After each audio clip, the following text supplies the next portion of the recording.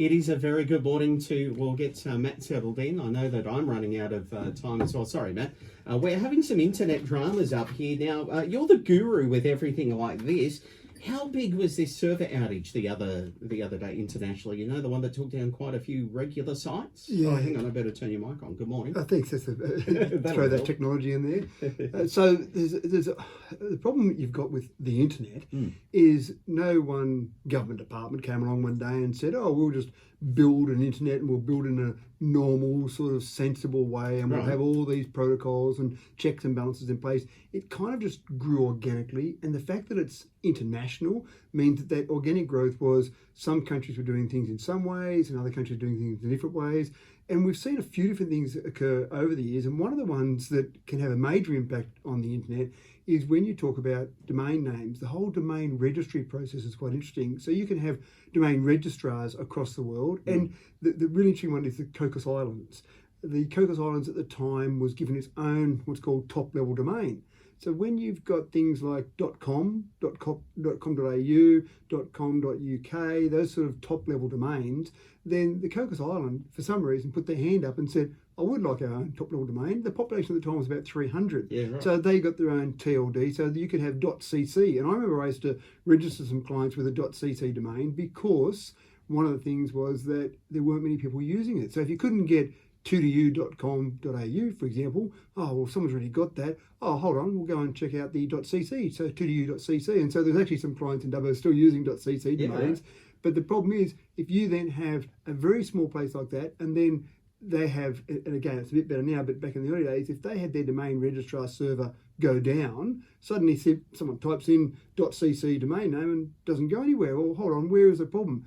And then back to your first question, this is a long answer to your question, but back to your question, how you find the problem when something doesn't work on the internet. There are so many places that it can be a problem. It could be a domain registrar having a problem with its server, meaning that you can go and visit, say, google.com, but you can't go and visit google.com.au because they're using different domain registrars. And I know we had the email problem the other day. I think I was telling you just before we started talking, and they're telling me it's upstream of them. What does upstream of them mean? Obviously, they can't pinpoint what it is, but you know, I guess there's servers above that sort of rent their services out to local companies and that sort of thing. Is that how that works? Well, I'm going to tell you a little tech secret here. So I promise you won't tell anyone else, okay? Right. So when someone says it's upstream of here, that's tech talk for we've got no idea what's going wrong here. I love it. It's just, it's not in the bit that we've got to fix, so it must be a problem somewhere else. Oh, it must be upstream then. Yeah. So upstream of here, that's like above my pay grade, right? Possibly above your pay grade, or because it is such a complicated web of things that are put together, you think, wow, the problem could be, and there are so many places. I mean, even if you just jump on your normal PC, and if you do something really simple like open up a command prompt and type traceroute, or it's actually TRACERT, and then a space, and then a website, any random website that you like to go to, so www.google.com, if I pick on that again, you look at all the steps that it goes through, that gives you some indication of the hops that your bit of traffic. So when you just make a simple request, it'll go through, and my guess would be if I just did that, I'd go through probably 8, maybe 10 hops. So that's going from my computer sitting in there, to my local router, then from my local router out to my local internet service provider, and then the hops continue on. And so any one of those steps, any one of those hops has a problem, suddenly you've got a problem that's upstream. Yeah, the upstream problem. I like it. I'm going to start using that here. Well, it's upstream of me. I can't deal with it. No, you don't want to say I can't deal with those. You just have to say it with authority. You just say it's upstream of here, and everyone says, oh, he knows what he's talking about. Tech Talk with Matt Dickerson. I better push this button because I want to hear you. Breakfast. It's Tech Talk, Tech Talk, Tech Talk, Tech Talk, Tech Talk, Tech Talk. Got to get it in there somewhere. Tech Talk, of course, you're all over it by the sounds of things, which is great, Matt, and I thank you for coming in. What sort of things was on your list that you're going to talk with Richard? Because I don't think Richard and I shared the information. No, that's all right. Look, the whole range of things that I normally give Richard a range of topics to choose from so he can pick whatever, but probably a couple of things that stick out to me at the moment in terms of the technology world. One is the latest list of top smartphone sales from Q1 this year has just been released. And it's always interesting because in Australia, the number one seller of phones is Apple, and quite easily. But worldwide, Apple isn't quite as strong. So in the first quarter results from this year, Samsung came out with about 20% market share, just over 20% market share. What blows me away, though, is that involved 76.5 million handsets sold. Wow. That's by one manufacturer. Now, Apple came in at number 2 across the world, 15.5%, and then numbers 3, 4, and 5 were 3 Chinese manufacturers. And as you can imagine, when you manufacture phones in China, you've got 1.3 billion potential customers there, and so you don't have to sell a lot of phones in terms of market share there to feature worldwide. So Xiaomi and Oppo and Vivo with 3 that came in 3, 4, and 5. We don't see a lot of those brands, in particular Xiaomi and Vivo. We don't see much of those in Australia, but again, worldwide, they are in the top 5. They're major players. And Xiaomi's the one that starts with X, right? That's right. It's spelled Xiaomi, yep, which is always one of those ones, a bit like Huawei. Yeah. You never know how to That's pronounce with an it. H, right? That's with an How H. do you say that? Huawei. Huawei. I'll have to remember that. Should we be concerned, because obviously we know that China hacks, and I don't want to put a damper on that. Should we be careful of our devices? Because look at what's just happened. AFP have, uncovered all of this talk through applications, but no one knew. I mean, that's obviously the underworld, and good on them for doing that. But that also potentially creates a risk for us because Big Brother could be watching. Yeah, that could be. And this is one of the things that manufacturers now, I think, of the operating system, so Android and the Apple operating system, one of the things they really focus on is that security. And that's something that makes people feel comfortable. And Apple, as much for a publicity stunt as for anything else, a couple of years ago, there was a raid by the FBI, and they actually captured some people who were known terrorists, and they had some iPhones there. And so the FBI, as they do, they go along to Apple and say, oh, could you please just unlock this phone for us because there might be some relevant information there. Now, I reckon if the FBI knocked on my door, I'd just do whatever they told me to do. But Apple, being Apple, said, no, security for our clients is incredibly important. They said, hold on a second, these clients are terrorists. How could you possibly be protecting them? And what Apple were doing was they were really protecting their own reputation. They said, security is so important. We don't care if they're a terrorist. We don't care what they are.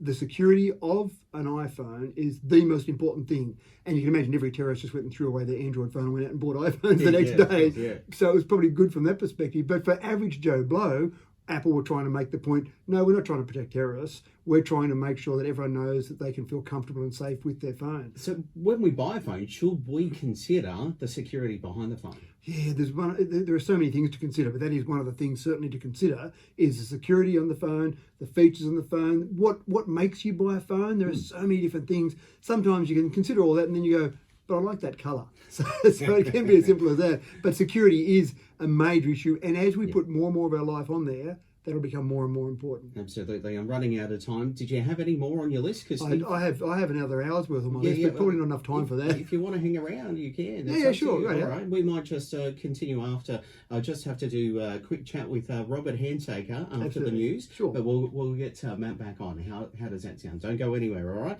News time here for 8 o'clock this morning at 2 to you. Breakfast is Tech Talk with Matthew Dickinson. It's a very good morning to Matt Dickinson. I just talked over your name as well, Matt. See, I was trying to do that stereo dual thing on a mono radio station. Good morning and thanks for being here.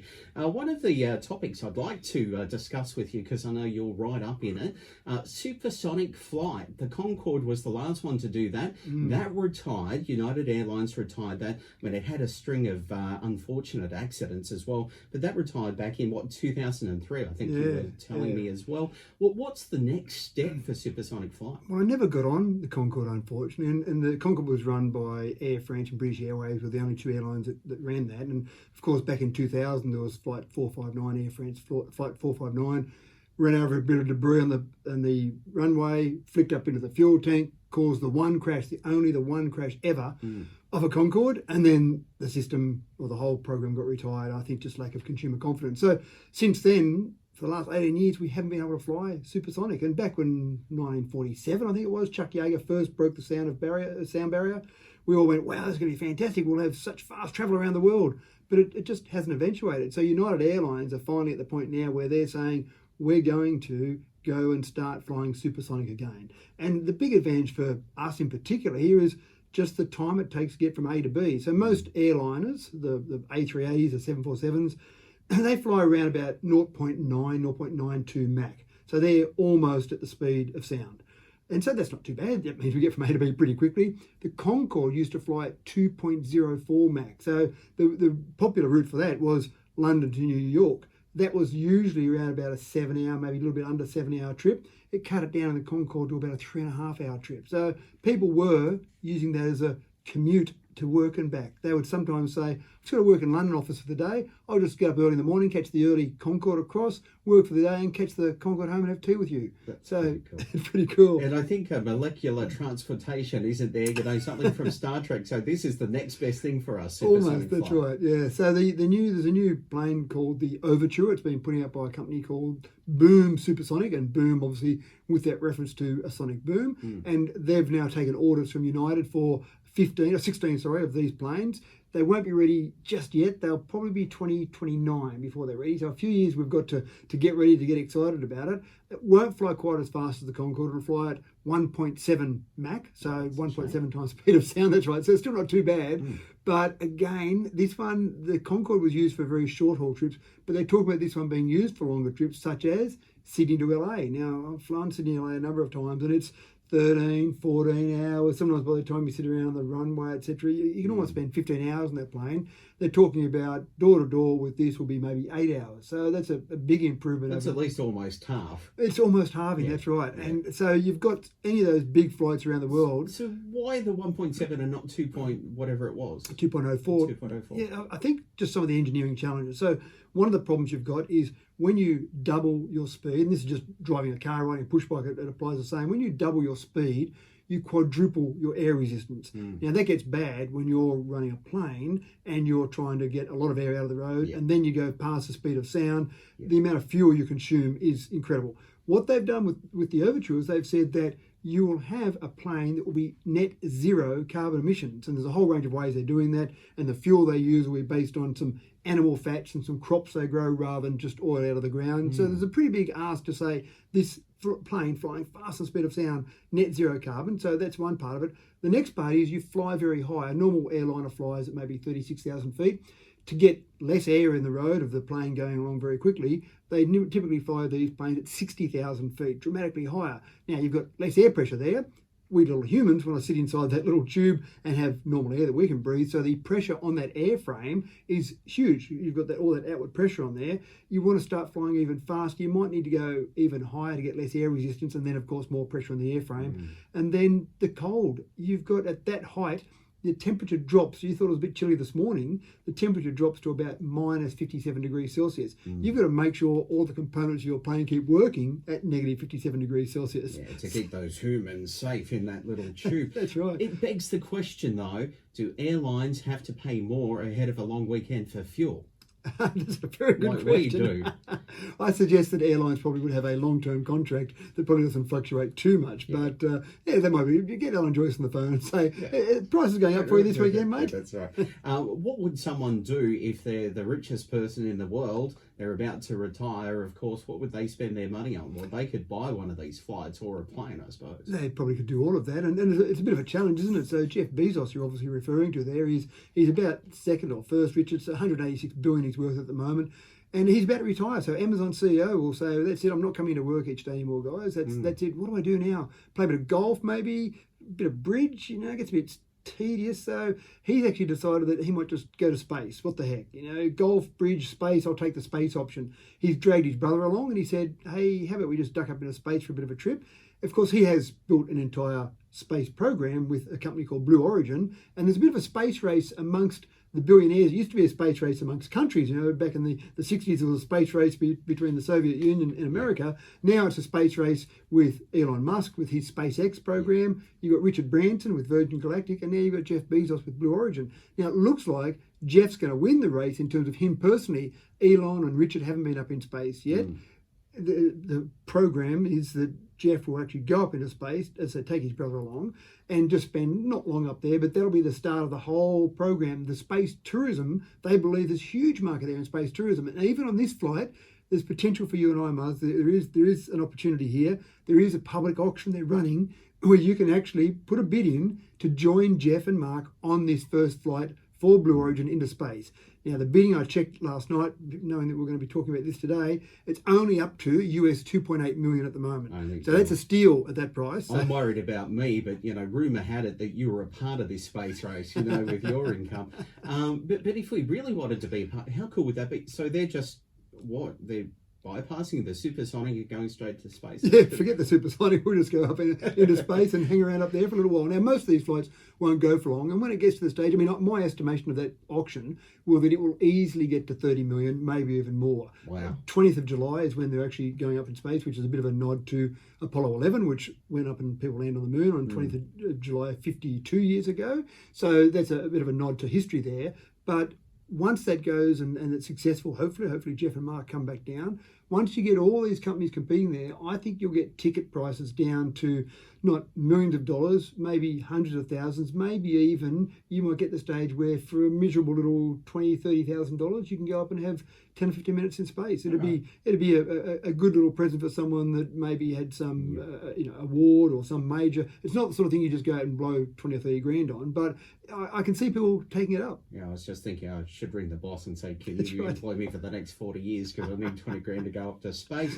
Let's talk about scams in Australia. There's plenty going around. I had a couple of people approach me in regards to mobile phone scams where they'll send you a text message. This was at the Dubbo show, incidentally, and they showed me the text. And if you click on that link, that can take you to obviously somewhere, and then it can embed stuff in your phone or something, I guess. Well, now most of those ones, when you get those, and that scam process is called smishing. Oh. So it's a new form of scam because people tend to rely or trust text messages more than they do an email. We've now learned that the email from our long lost brother in Nigeria that wants to give us £10 million may not be legitimate.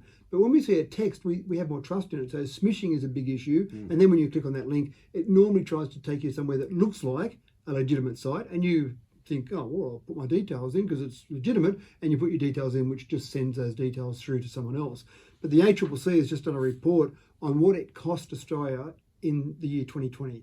And there's the annoying side of it, there's the time we waste, but they put an outright dollar figure on all the reported scams. So there are some people who don't report their scam because they're a bit embarrassed about it, which they shouldn't be. But the total cost to Australia last year was $851 million for those reported scams. Number one scam were investment scams. Now, you might think, oh yeah, sure, people get sucked in. Someone comes and promises them 30 times return on their money in 2 years. Of course, they're being promised way more than they can ever get. They should be a wake up to it. But the investment scams now are very clever in that they look like real investment schemes. They say, we'll promise you, Brett, a return of 5% on your money. And that sounds kind of reasonable in today's market. You think, oh, well, that sounds quite good. They'll have some glossy brochures, some presentations. They'll try and use some famous people in some of these presentations. Hey, this is what Tom Cruise uses. And then you go, oh, that all sounds pretty good. And you go and invest your money in it, not thinking it's some ridiculous scam or some ridiculous return on your money. So that was the number one scam. Number two in Australia was romance scam, which seems to me like you really take advantage of. I get that. Just you've got vulnerable people who are using websites or apps, and then they're just scammed of money. On the heartstrings. And that really annoys me, that one. What about this poor bloke? Where was he from? Kewdale, and he went into Orange and bought. What were they called? Those cards, the pay cards or whatever, and they sort of transferred money through accounts, and it was a really elaborate scheme that made news headlines. And the poor guy lost, I think it was $3,500, if not more, $4,000 from that. So they forced him to go and buy, I don't know, Google Pay cards or something like that. And in the meantime, they're transferring money behind the scenes from the account. So I think it sounded like he must have deposited money into their account, but they moved it. I really didn't know. And it may have, and again, I haven't heard of that specific one, but sometimes scammers will get you to go and buy things like a gift card because it's untraceable. They want untraceable money. If I say, hey, Brett, put money into my bank account, and it turns out I'm just scamming you, well, there's a record of my bank account. So they take the numbers of the cards, and then correct. Can they use them digitally, can they? They can either use them digitally, or they could go and just make purchases, basically, because they've got that money. Those cards, those gift cards, are as good as cash. So you could go and say, give me a gift card, go and make a purchase of a gift card, which you do with your money, and then send me a photo of it, send me the serial numbers, whatever, and then they can go and use that as almost the same as cash. So that's one scam. The other scam, the number 3 on the list of scams from the ACCC, was a scam that's very elaborate, very, I hate to use the word clever, but very clever, and very hard for someone to detect. If I send you an invoice and then you pay that invoice, we think that's a reasonable transaction. And I know Matthew, he sent me an invoice and I owe him the money, so I'll just go and deposit that money. But some scammers are clever enough that they'll hack into an email system and they'll intercept that invoice between you and I. Then they'll change the bank details on that and then forward the invoice on. So you get the invoice from me. Yep. You were expecting the invoice. Yep. There's the details. So I go to pay Matt. You pay it, and it then goes into someone else's bank correct. account. And then I send guys around with baseball bats and knock on your door, and then you say, "No, look, here's the receipt. I've paid that money." And I say, "Well, I haven't got the money." So then there's an argument that's going to break out between you and I because you, as far as you're concerned, that money's left your bank account. As far as I'm concerned, I haven't received it. So those scams again are very clever, but very innocent. People would not think of it at all of How that do being we scam. protect ourselves from it? Yeah, that one's a really tricky one. I say to people, if you've got an invoice from a supplier that you've never dealt with before, or you get an invoice from a supplier and the bank details change, make a phone call. I've even seen situations where people have sent an email to their employer saying, please pay into my new bank account. And that's been a scam. So the employer says, oh, no worries. Here's an email from Brett. These his new details. I'll start paying him that. Next week you say, where's my pay, Mr. Boss? And, I paid you last week, Brett. Here's the pay slip. Well, no, I didn't get that. So again, any change of bank details, just make a phone call. Just check verbally with someone that it's still legitimate, or a new supplier, just check verbally. But again, you don't think about that. You get an invoice, you just pay the invoice. You're not thinking, wow, I wonder if I'm being scammed here. The worst one was someone who paid for a car via an invoice that was sent to them. They deposited the money. It was about a $70,000 car, and that had been intercepted between A and B. It just makes you cringe, doesn't it? Oh, look, and It's the so thing worrying. that annoys me the most about this is they are quite clever. They're quite good at what they do. Just turn it to good. Cure cancer. Like, do something good rather than scam people. I think the insight this morning, though, gives us a little bit more appreciation for when we yell at the radio going, well, why did you give the money? Because it's more elaborate than what we probably think on the surface. And as I said before, the ACCC said the 851 million that they know of doesn't include all the non-reported. And again, people are embarrassed about it, but they shouldn't be. It's very clever the way they do it, and what they do with an invoice or a website, they make it look just like the real one. They've got some great graphic artists that just say, here, replicate this. And these are industries. These aren't some little kid sitting in a basement somewhere going, oh, I'll try and get some play money. These are industries, people going to work. There are sites overseas that you would walk into that you would think would be a major industrial player that's got all these people sitting in front of computers around a room, and they've got their targets. They've got the money they've got to generate for the day. They've got so many people that have got to scam for the day, otherwise they'll be in trouble from their boss. They've got reporting mechanisms. They've got CEOs of these organisations. They're just operating to scam people out of their money. So to be tricked or fooled by some of these processes doesn't mean you're an idiot. You shouldn't be embarrassed about it. What we should be is angry about the people doing it rather than feel guilty ourselves. So just quickly, because I've run out of time, how do we report it? Do we go straight to the police or through the scamwatch.gov.au website? Yeah, it depends on what it is. Often the first place I go to is a bank. I say especially if you used a credit card, then often you'll be able to recover that money. So the first place I would often go to is my bank to see if they can help me out. And then to report it, you can use a scam watch.